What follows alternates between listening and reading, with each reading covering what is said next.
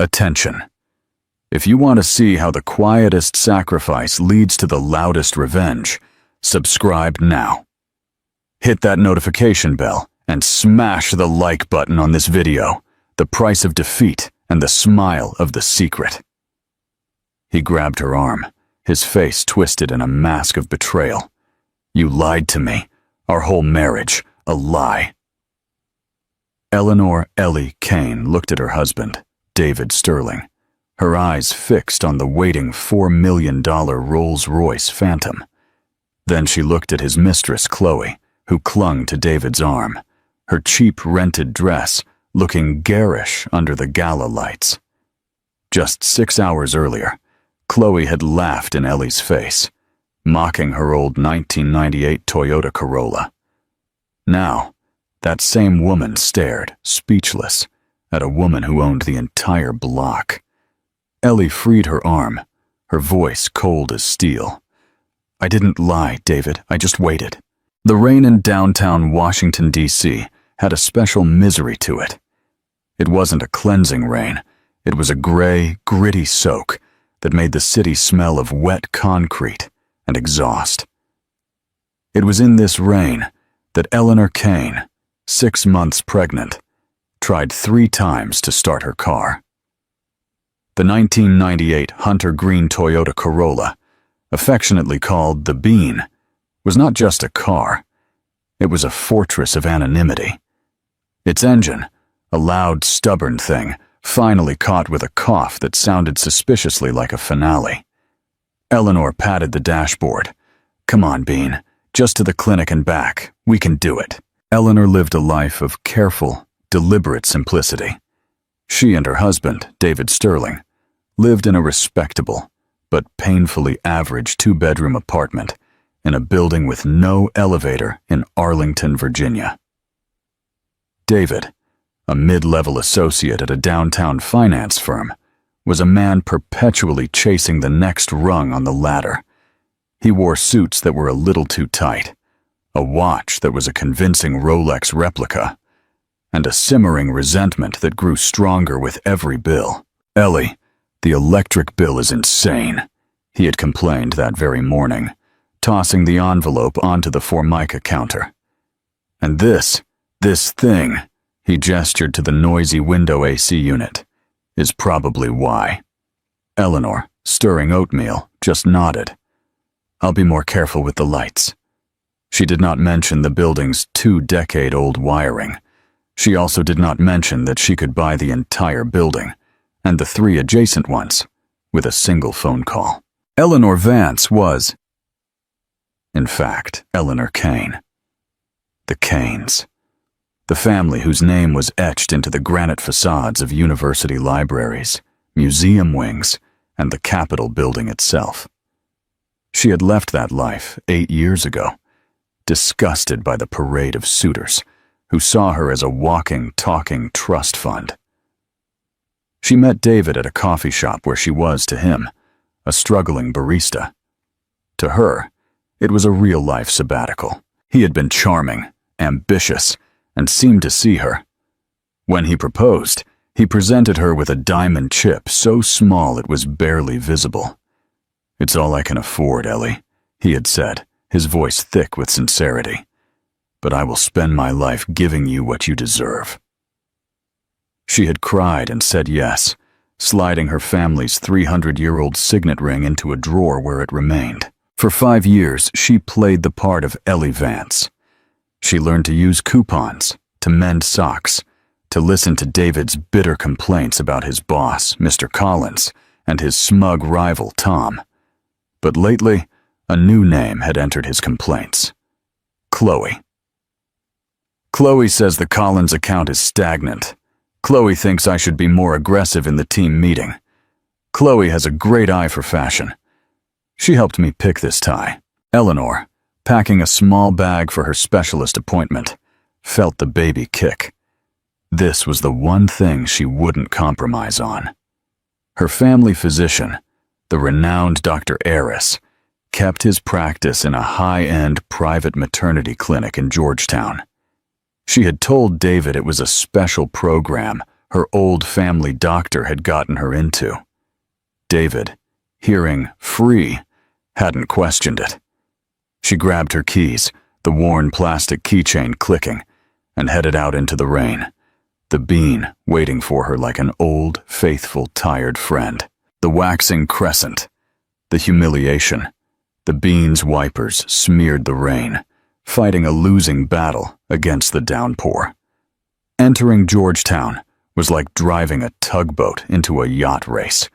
Sleek black sedans and customized SUVs slipped by, their occupants invisible behind tinted glass. Eleanor felt the familiar pang of judgment from other drivers.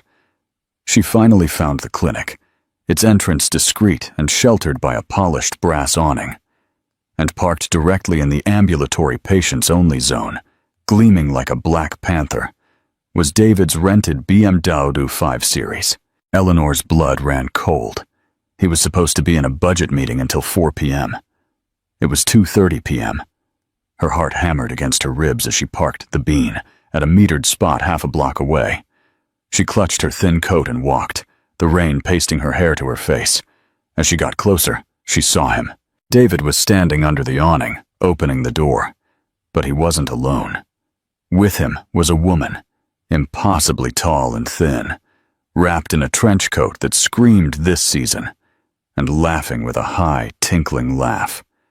It was Chloe. Her blonde hair was a perfect, elegant curtain. "David, you are a lifesaver," Chloe was saying, placing a perfectly manicured hand on his chest. "I just felt so dizzy. I think my blood sugar must have crashed." "Anything for my star associate," David said, his voice a low, intimate murmur that Eleanor hadn't heard in years. He was looking at Chloe as if she were the promotion he'd always wanted. "David," her voice was small, lost in the city noise. But he heard it, his head snapping up. The smile on his face didn't just vanish. It curdled. He looked at Eleanor, at her wet hair, her swollen belly, her practical department store coat, and then his eyes landed on the bean.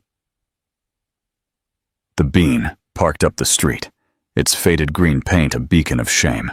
Chloe turned, her eyes doing a slow, insulting scan from Eleanor's worn boots to her face. "Well, hello," she said, her voice dripping with false sweetness. "Ellie, is it? What are you doing here?" David stammered, taking a step away from Chloe, as if to create a physical barrier their actions had already crossed. "This is my appointment," Eleanor said, her hand instinctively going to her stomach. "What are you doing here, David?" "With her." Chloe let out that tinkling laugh again, a sound like breaking glass. "This is her." "David, darling, you didn't tell me." She took a step forward, her gaze sweeping toward the Corolla. "Oh my God, is that yours?" she asked, pointing with a red-nailed finger. "That thing, I thought it was abandoned. Are you sure it's safe to drive? I mean, in your condition." Eleanor winced as if she'd been struck. "Chloe, stop it," David hissed, but there was no force in it. He was ashamed. Not of his affair, but of his wife. "I'm just being practical," Chloe said, her smile widening. "A car like that, it's a death trap. People will think, well, they'll think David isn't a very good provider, will they?" She looked at David, a pout on her lips. "And we can't have that, can we? It looks bad on the whole team." "Shut up, Chloe," Eleanor said, her voice shaking with sudden, cold rage. "Ellie, for God's sake, keep your voice down," David snapped, his face red. "You're making a scene. People are watching us." "I'm making a scene? I find my husband at my maternity clinic with his assistant, and I'm the one making a scene? I felt dizzy, okay?" David shouted, grabbing Eleanor's arm. "I was being a good boss, something you know nothing about. God, look at you. You can't even bother to look presentable. And you drive that junk heap. Chloe is right. It's humiliating." It was the word humiliating. The word directed at her, at the symbol of her hidden life, that broke something deep inside her, The pain was so sharp, so total, it burned away the tears. Eleanor looked at his hand on her arm, then back at his face. "Take your hand off me, David." "Or what?" Chloe sneered. "You'll hit him with your grocery coupons?" David, seeing the steel in Eleanor's eyes, let go. "Come on, David," Chloe said, tugging his arm. "She's clearly hormonal. We'll be late for our drink." She'd slipped up. The dizziness was a lie. David hesitated, caught between the life he had and the life he wanted. He looked at his pregnant wife, standing in the rain, and then at the sleek, fashionable woman dragging him toward the warmth of his rented BMW. He made his choice. "Just go home, Ellie," he said, turning his back. "We'll talk when you're less emotional." Eleanor watched them get into the BMW. She saw Chloe lean over and kiss him, long and slow, before they pulled away from the curb, splashing a wave of gray, gritty water onto Eleanor's legs. She stood there, soaked, for a full minute. The clinic doorman watched her with pity. Then, she slowly turned and walked into the clinic, leaving the 1998 Toyota Corolla behind. She wouldn't be needing it anymore. The waxing gibbous, reclamation. The clinic was a different world. It was carpeted in a plush cream, smelled faintly of lavender, and had original impressionist paintings on the walls. The receptionist, who only knew her as Ms. Vance, gave her a look of sympathy. "You're soaked, dear. Let me get you a towel." "Thank you, Maria," Eleanor said, her voice flat. She went through the motions of her appointment.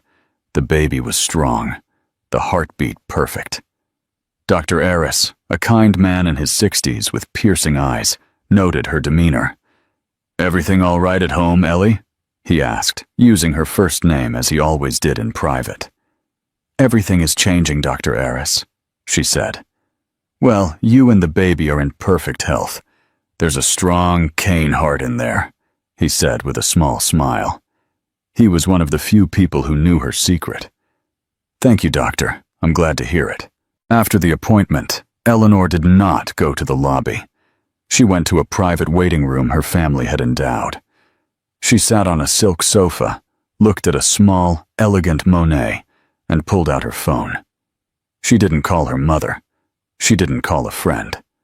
She scrolled past David and dialed a number listed as Hernandez. It rang once. "Ms. Kane, I was wondering when you'd call." Ricardo Hernandez was the head of her family's legal counsel.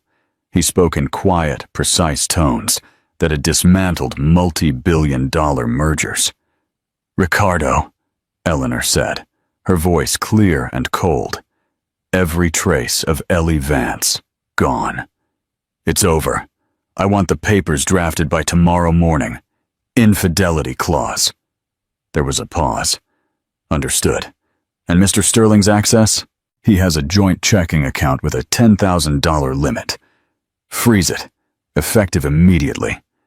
His name is on the apartment lease, but the apartment itself is owned by the Kane 3 Trust.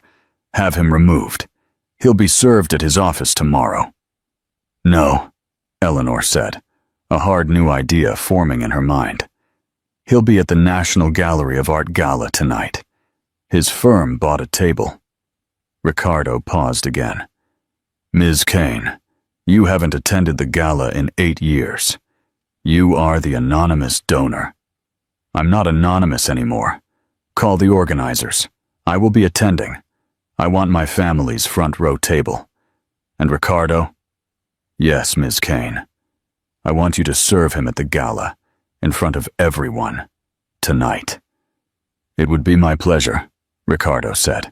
She hung up and made a second call. This one was listed as Sloan. "Sloan, I'm at the Georgetown Clinic." "I am 10 minutes away, Miss Ellie," replied a deep, warm voice. Sloan had been her father's chief of security, and hers since birth. "Bring the Rolls-Royce, Sloan." There was a slight, satisfied smile in her voice. "Yes, ma'am. The Phantom it will be. Welcome back, Ms. Kane." She hung up. She looked at her reflection in the darkened window, the wet, tired-looking woman in the $40 coat. It was a ghost. 10 minutes later, the clinic doorman, who had seen her arrive in the Corolla, nearly swallowed his tongue. A car pulled up under the awning, but car was the wrong word. It was a 20-foot vessel of silent obsidian power, a custom-armored Rolls-Royce Phantom, painted an exclusive deep cane blue that looked black in the rain. It was a car that whispered "old money" so loudly it deafened everyone on the street. Sloane, in her dark gray chauffeur's uniform, stepped out and opened the rear door. Eleanor walked out of the clinic. She did not look at the doorman. She did not look at anyone. She slipped into the lavish, cream leather interior that smelled of her father's study. "Where to, Miss Ellie?" Sloane asked, her eyes meeting hers in the rearview mirror. "Home, Sloane," she said. The real one. As the Rolls-Royce silently pulled away from the curb, Eleanor Vance's phone, a cheap prepaid Android, buzzed. It was a text from David. Eleanor looked at the phone. Then she powered it off, opened a small, polished wood compartment, and set it inside, next to a satellite phone she hadn't touched in 5 years. "What do you think David is texting? And what would you do right now? Text a friend or call a lawyer? Tell us in the comments." The full moon. Public execution. The National Gallery of Art Gala was the event of the season. It was where the DC elite came to show how much they cared, and, more importantly, how much they could give. David Sterling felt like he had finally arrived. His firm had a table, though it was in the back, near the kitchens. But they were in. He'd arrived home to an empty apartment, which annoyed him. He'd yelled at Eleanor's voicemail, thrown on his rented tux, and picked up Chloe. Chloe was vibrating with excitement. She wore a shiny red sequin dress that was too loud for the event, rented from a high-end service. "David, look," she whispered, gripping his arm. "That's Daniel Larrañaga, the tech billionaire. And my God, is that a senator?" David puffed out his chest. "This is our world now, darling. You just have to be willing to take it." He had conveniently forgotten his pregnant wife. He justified it to himself. "She's holding me back. She doesn't understand ambition. She doesn't understand me. Chloe does." "Let's network," he said, plastering on a smile and grabbing 2 glasses of champagne. "I want to introduce myself to Mr. Moreno of Titan Investments." They elbowed their way through the sea of haute couture gowns and bespoke tuxedos. David felt a twinge of insecurity. His tux felt stiff, and Chloe's dress, next to the discreet elegance of the other women, looked cheap. "Mr. Sterling, glad you could make it," said his boss, Mr. Collins, a beefy man who looked flustered. He glanced at Chloe. "And you brought your assistant." "Chloe is an invaluable member of my team, sir," David said, trying to sound important. "Sure," Collins said, clearly disgusted. "Just try to be professional, David. There are a lot of important people here. Don't embarrass the firm." As Collins walked away, Chloe sneered. "Old fool, he'll be kissing your feet when you land the Moreno account." David scanned the room. The front tables surrounding the dance floor were a who's who of American royalty.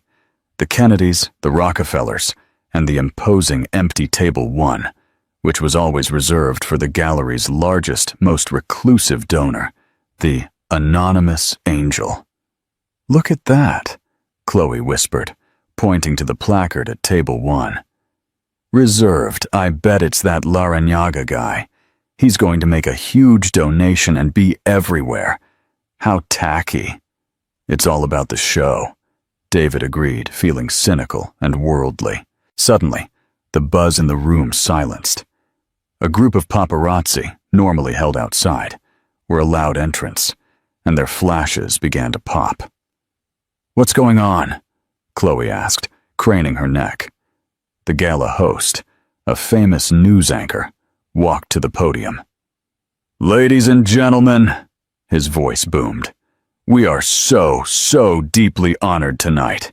For the first time in nearly a decade, our guest of honor, the patron whose generosity built our new wing, has decided to join us. Please welcome Ms. Eleanor Kane." David froze. "Kane? As in Kane Holdings?" "It can't be," Chloe whispered, her face pale. "That's one of the richest families in the world. They don't go out." David's heart hammered. "Ellie? Kane? No, it's a coincidence. It has to be." Then he saw her. The doors opened.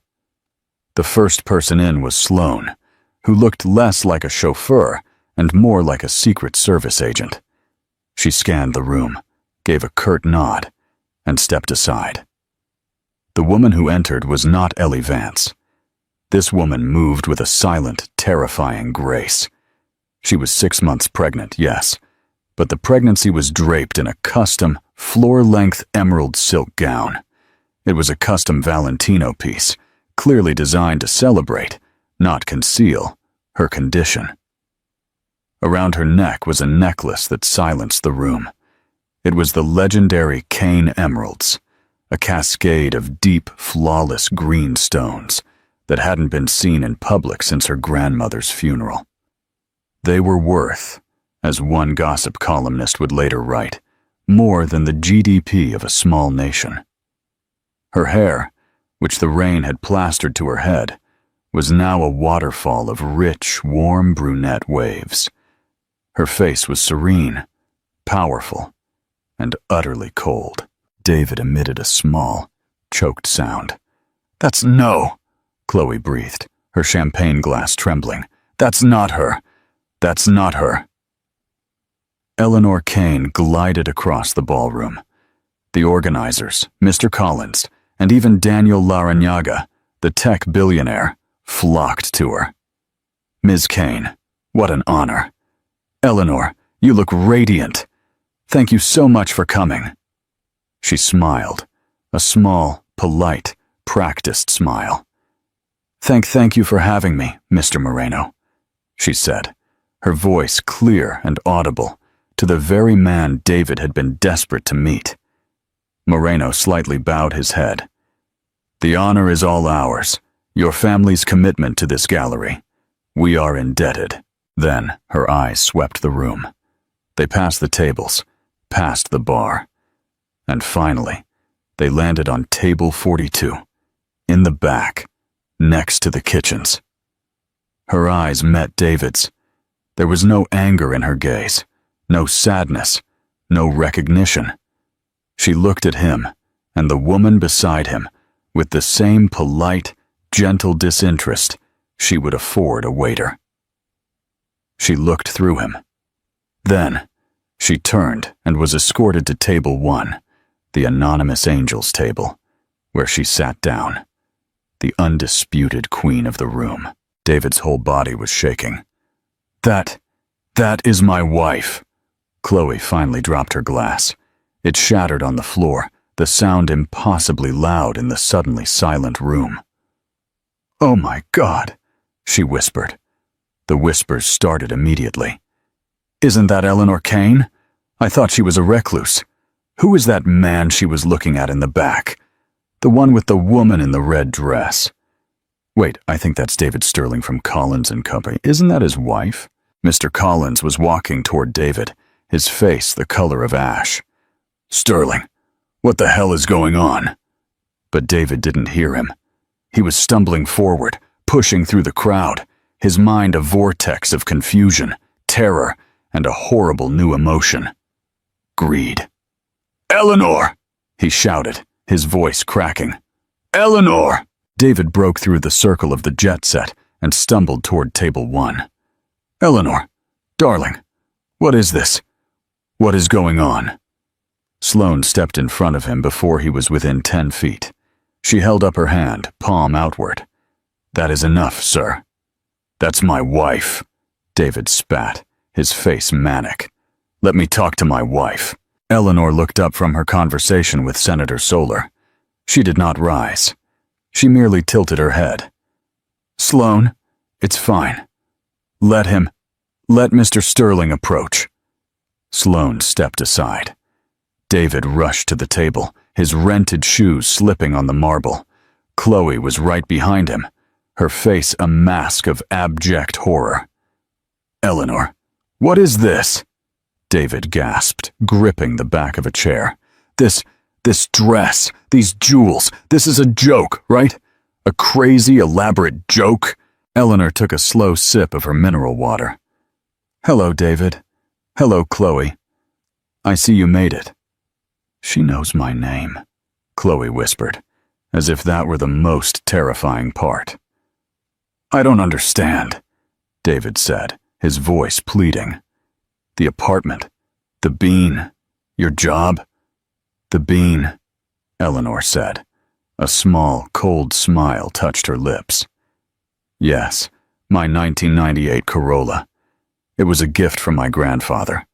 A reminder," she said, "that a person's worth is not in what they drive, but in who they are." "A lesson," she added, her eyes flicking to Chloe. "Some people never learn." Chloe shrank, her sequined dress suddenly feeling like a layer of tar. The woman she had mocked for driving a junk heap had arrived in a $4 million limo. The woman she had called indigent wore a necklace that could buy her entire life, her parents' lives, and her grandparents' lives. "You lied to me," David whispered, his confusion hardening into rage. "For 5 years, you let me kill myself working for peanuts. You let me stress about bills. What could we have had?" "Money?" Eleanor repeated, the word tasting like ash. "It was always about money, wasn't it, David? You didn't love me. You loved the idea of a wife. And when a shinier idea came along, you leaped at it. The only thing you got wrong, David, was your terrible timing." Behind David, a quiet voice said, "Mr. Sterling." David spun around. It was Ricardo Hernandez, immaculate in a tux, holding a thick manila envelope. "What?" David snapped. "David Sterling," Ricardo said, his voice polite, yet projecting throughout the ballroom. "You have been served." He placed the envelope into David's stunned hand. "Divorce papers," Eleanor explained, smoothing the front of her dress. "Citing infidelity, among other things. The apartment, which is owned by my trust, will have new locks by morning. The joint account, which I funded, is frozen. Your firm." She nodded toward a ashen-faced Mr. Collins, who was watching a few feet away. "Will receive a call from my legal team in the morning regarding the termination of your employment, for using company time and resources to conduct your affair, and for harassing a benefactress at a charity event." Mr. Collins immediately looked faint. "You can't do this!" David roared, his face purple. He tore open the envelope, pulling out the thick sheaf of papers. "I can," Eleanor said, "and I have. You see, David, you married Ellie Vance, a barista with no family and no money. But you cheated on Eleanor Kane, and the Kanes, we protect what is ours. My son," she placed both hands on her abdomen, "is a Kane. You are nothing." She looked past him, to Chloe, who was backing away, tears of pure, unmistakable terror streaming down her face. "And you," Eleanor said, "you laughed at my car. It's true. It's old, but it's paid for. Can you say the same about that dress, or him?" Eleanor nodded to Sloane. "Sloane, please bring the car around. I am suddenly very tired." She turned and walked away, not looking back. The entire ballroom parted for her like the Red Sea. David Sterling stood alone, in a rented tuxedo, holding the ruin of his life in his hands, as the flashes of 100 cameras popped in his face. The eclipse. Total irrelevance. The aftermath was not a war. It was an execution. It was the silent, systematic dismantling of a life, done with the kind of bloodless, terrifying efficiency that only generations of old money can perfect. For David Sterling, the gala night ended, not in a plush bed, but in the back of a taxi he could barely afford, after being physically escorted off the premises. He spent the night at a 24-hour diner, drinking bitter coffee, his rented tux feeling like a clown costume. He was still reeling, his mind a fractured kaleidoscope of emeralds, divorce papers, and the flash of the Post reporter, which felt like it had exploded in his face. "It's a mistake," he kept murmuring to the remains of his mug. "A test. A cruel, twisted test. She'll call. She has to." She did not call. At 7 a.m., he left the diner and walked the 20 blocks to the apartment, a pathetic, desperate hope still flickering. His key slid into the lock and stopped. It didn't turn. He pushed, he wrestled, then he pounded his fist against the solid oak door.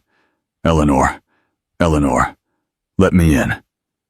We need to talk." A small metallic click sounded, and the intercom crackled. It wasn't Eleanor's voice. "Mr. Sterling?" The voice was deep, masculine, and bored. "We are private security. Ms. Kane has left instructions that you are not to enter the premises.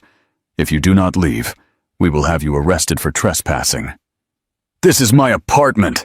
he roared, his voice cracking.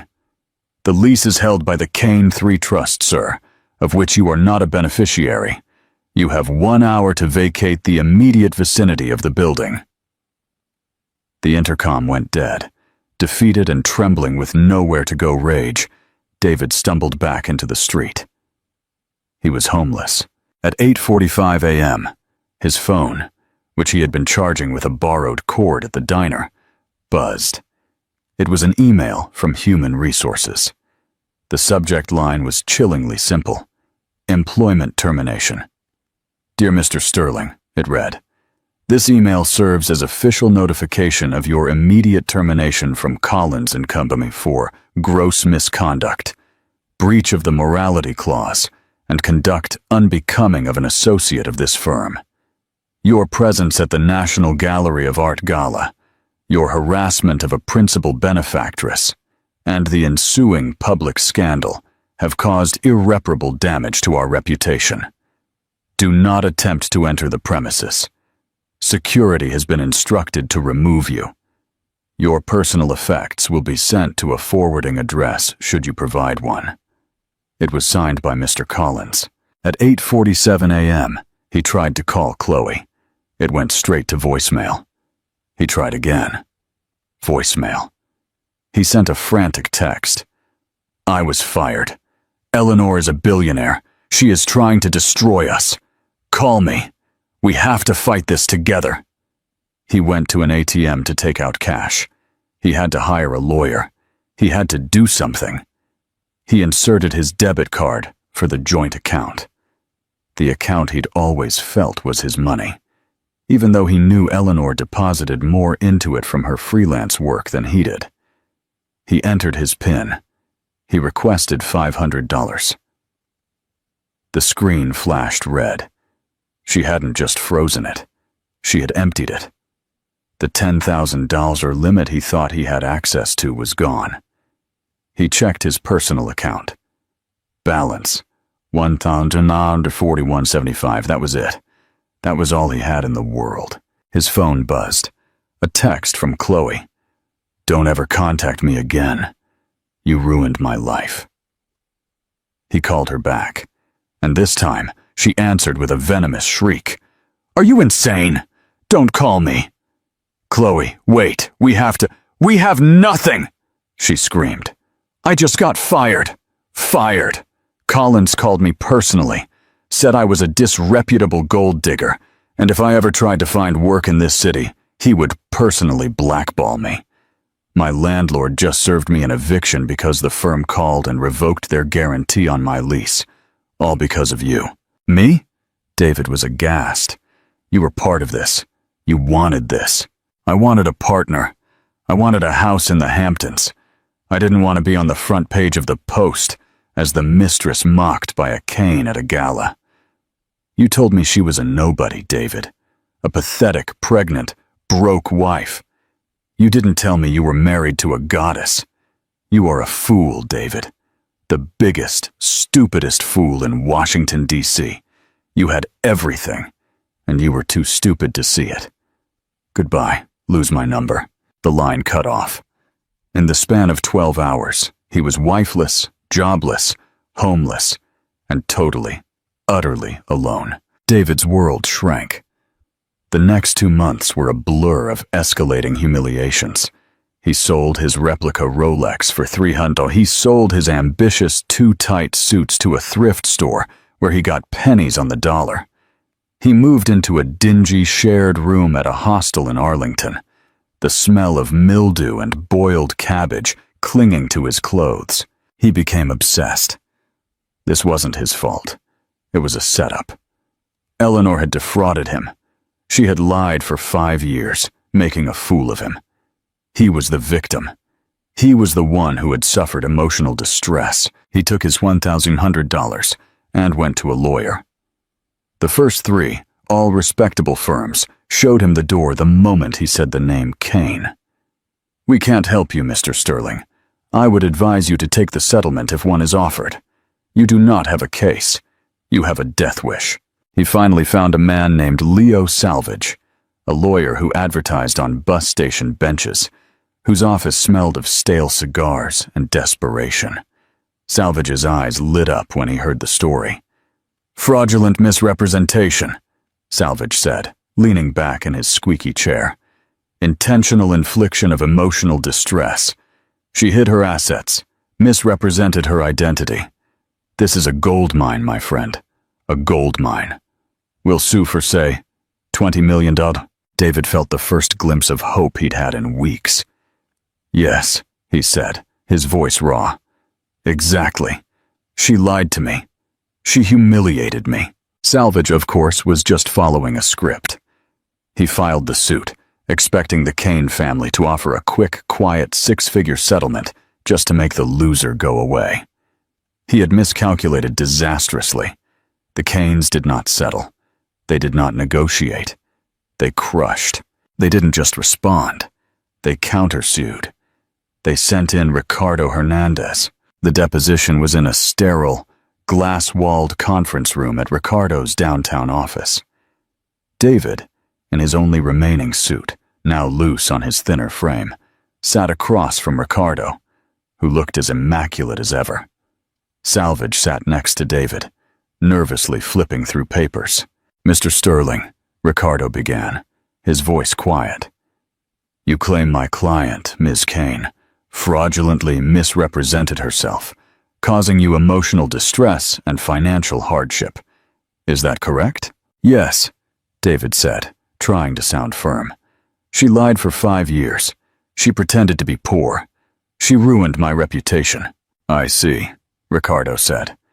He opened a filing cabinet. "Let's discuss your reputation.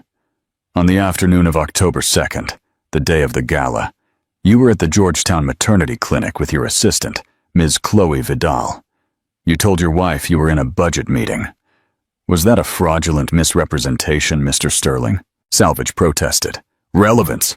It speaks to the pattern of deception, counsel, of which your client claims to be a victim," Ricardo said softly, never taking his eyes off David. "Let's continue. You claim your distress began at the gala, upon learning your wife's identity. But your distress seems to have begun long before. Let's talk about May 14th. You were on a business trip to Miami. You filed a $4,000 expense report for client entertainment. The client you listed was a Mr. Lope." Ricardo slid a photograph over the table. It was David on a yacht, his arm around a woman in a bikini, who was definitely not Eleanor or Chloe. David's blood ran cold. That's confidential. That is Ms. Anna Petrova, a consultant based in Miami," continued Ricardo. "There is no Mr. Lope. You embezzled $4,000 from your firm to conduct an extramarital affair. An affair, I might add, that took place 3 weeks after Ms. Kane tearfully told you she was pregnant." Salvage's face went pale, David, what is this? And then there is September 2023, Ricardo said, sliding over another stack of papers. Hotel receipts from Napa Valley, a team-building exercise. You were the only team member present, along with a Ms. Vega. And then there is the matter of the bonus you received in 2022. You told your wife it was $10,000. It was actually $50,000. The other $40,000 you diverted to an overseas account, which you have been using to fund, well, this. Ricardo displayed a 3-inch thick binder of text messages, receipts, and photographs. David was not just an adulterer. He was a serial adulterer. He was a petty, habitual liar and a small-time embezzler. Chloe hadn't been the first. She was just the loudest. David stared at the evidence, his mind blank with terror. He had no idea. How could they know? He had been so careful. My client, Ms. Kane, Ricardo Hernandez said, dropping his voice to a whisper. She was willing to forgive your ambition. She was even willing for a time to overlook your emotional negligence. But what she found on the afternoon of October 2nd was not an aberration. It was a pattern. You are a man who is fundamentally incapable of telling the truth. Ricardo leaned in. So no, Mr. Sterling, we will not settle. Your countersuit for emotional distress is a joke. The prenuptial agreement you signed, perhaps you should have read it. The prenup, David stammered. She had nothing. It was a joke. But it was not, Ricardo said, tapping a document that had been copied for salvage, but which he clearly hadn't read. Article 4, Section 2, the Infidelity Clause. It states that in the event of proven marital infidelity, the non-moneyed party, that is you, Mr. Sterling, forfeits any and all rights to spousal support, property, or compensation, present or future, actual or perceived. By cheating on Ms. Kane, you did not just lose your wife, you legally disinherited yourself from any claim whatsoever. Ricardo stood up, smoothing his jacket. You didn't just lie to your wife, Mr. Sterling. You lied to your attorney. This deposition is terminated. My firm will be forwarding our findings regarding your creative accounting to the IRS and the DC Attorney General's office. Have a wonderful day. Salvage, white as a sheet, threw his pen onto the table. You idiot, he hissed at David as Ricardo swept out of the room. You're a dead man. You lied to me. We are done. You are on your own. David sat alone in this glass room, looking at the photos of a life he didn't even remember. A life of casual betrayals that had just culminated in his total and irreversible ruin. The Queen builds her legacy. While David Sterling's world imploded, Eleanor Kane's was being reborn. 6 months after the gala, on a bright, clear spring day, Eleanor gave birth to a healthy baby boy. She named him Arthur Kane, in honor of the man who had been her protector, her driver, and her friend since childhood. Her life settled into a new, powerful rhythm. She was featured on the covers of magazines, not the Post, but Forbes and Time. The reluctant heiress takes the reins, read one headline. She seamlessly took over the Kane Foundation, proving to have her father's keen mind for investment and her mother's compassionate eye for philanthropy. She didn't just write checks. She restructured the entire organization, focusing on women's shelters and legal aid for children. The penthouse in Georgetown, where she had grown up, was no longer a gilded cage. It was a home filled with light and the sounds of her son. The Kane emeralds went back into the vault. Her preferred uniform now was cashmere sweaters, soft jeans, and practical flats. The hunter green Toyota Corolla, the Bean, was still in the penthouse garage, parked next to the Rolls-Royce. For a month, Eleanor couldn't decide what to do with it. It was a symbol of her lies, but also a symbol of her hope. One day, she had Sloan drive her to a women's shelter in D.C., one her foundation was now funding. She met the director, a no-nonsense woman named Maria. Eleanor handed her a check for $5 million. Then she handed her the keys to the Bean. "It's an old car," Eleanor said, "but it's reliable. It got me through the worst days of my life. I thought maybe it could help someone else start theirs." Maria, who had seen everything, had tears in her eyes. "Ms. Kane, you have no idea." It was a crisp autumn afternoon, a full year after the gala. Eleanor was in Georgetown Waterfront Park, pushing Arthur's stroller. The air smelled of roasting chestnuts and possibility. She felt content, healed. She stopped at a vendor stand to buy a bottle of water, and then she heard a voice she hadn't heard in a year, but one that was seared into her memory. $2.50 sus. It was $2 yesterday. That's a ripoff. You're ripping me off. She turned. It took her 10 full seconds to recognize him. The man arguing with the hot dog vendor was a ghost. He was skeletal, his skin sallow and gray. He wore a dirty puffer jacket 2 sizes too big, and his hair was lank and greasy.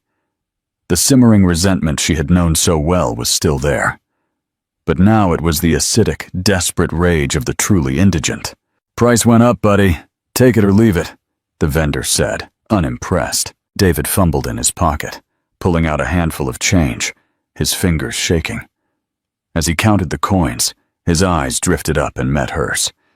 He froze, his gaze darting from her face, healthy, calm, beautiful, to the top of the lined stroller, to the sleeping, healthy baby boy curled inside, to the large, watchful figure of Sloane, standing 10 feet away.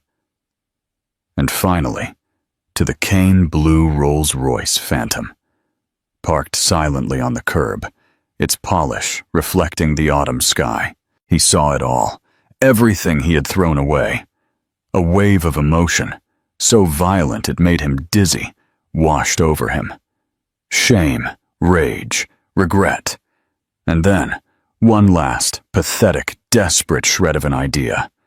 A con man's last play. He abandoned the hot dog and stumbled toward her, his hands outstretched. "Eleanor," he whispered, his voice cracking. "Eleanor, my God, it's you." Sloane instantly stepped forward, her body blocking David's path. "Ms. Kane, shall I call the police?" "No, Sloane," Eleanor said, her voice quiet but firm. She put her hand on the stroller. "It's fine. Let him speak." David looked at Sloane with a glimpse of his old arrogance. "This is a private conversation between my wife and me." "I am not your wife, David," Eleanor said simply. "The divorce was finalized 11 months ago. You know that. What do you want?" Tears, real or manufactured, streamed from David's eyes. "Eleanor, look at me. Just look what you did to me. I was a fool," he cried, dropping to his knees on the pavement. People were starting to stop, to stare. "I was an idiot. I see it now. I was poisoned by that world, by the firm, by Chloe. They pressured me, but it was never real, not like us. I love that life, Eleanor, in the apartment. With the Bean, that was real. I loved that life. I love you, not the money. I never cared about the money. I love you. I miss you, Ellie. Please, I've learned my lesson. I'm a broken man." His eyes darted to the stroller, and my son, our son. You can't take him away from me. I have rights." The park was silent, save for his desperate, broken sobs. Eleanor looked down at him, this hollow shell of the man she had once loved, and felt nothing but a deep, final. "You don't miss me, David," she said, her voice as clear and crisp as the autumn air. "You miss what I represent. You say you miss our life? The one where you slept with half of DC while I was home, mending your socks? The one where you came home and complained about the electric bill while you diverted $40,000 to an offshore account? That life?" Eleanor adjusted her sleeping son's blanket, and her voice dropped. And you dare to ask about my son. His name is Arthur Kane. He will be raised to be a man who values loyalty, honesty, and character. He will be taught that a person's worth is in who they are, not what they drive. He will be, in short, taught to be everything you are not. She looked at him, one last time. This man, kneeling on the dirty pavement. You are right about one thing, David. You were a fool. You had a winning lottery ticket in your hand for 5 years. You had honest, real love, and you were too busy complaining about the paper it was printed on to cash it in. You didn't just lose a fortune, you lost a family. She nodded to Sloane. We are leaving. Eleanor, no, wait, please. He rose, lunging at the stroller. He never made it. Sloane's arm shot out, catching David across the chest. It wasn't a push. It was a simple, immovable stop, like a steel girder. David bounced off her and collapsed back onto the pavement. Do not touch the child, Sloane said, her voice a low, terrifying murmur. Eleanor didn't look back, didn't flinch. She simply pushed the stroller, her steps even and quiet, toward the waiting Rolls-Royce. The car door opened, the stroller was secured, and they slid inside. The door closed with a silent, heavy thud, sealing off the outside world. David Sterling was left alone on the sidewalk, clutching his warm, half-paid-for hot dog, the smell of mustard and failure, his only companion. He watched as the Kane blue limo silently pulled away from the curb, merging into traffic, a river of wealth and power he would never, ever touch again. He had nothing. He was nothing. And worst of all, he finally knew it. Final reflection and call to action. Conclusion. Thank you for staying with us until the end. We've all seen people judged by what they have or what they lack. Eleanor had to build a wall of lies to find something real, only to have her husband, David, prove he was blinded by the very thing she was hiding. He didn't just lose a wealthy wife. He lost a loyal partner and a family, all because he couldn't see a person's value over the price tag of her car. What would you have done in Eleanor's position? Would you ever have revealed the truth? If you were captivated by this story of betrayal and empowerment, please click the like button. Share it with someone who needs to hear this message. And don't forget to subscribe and hit the notification bell for more real-life drama every week.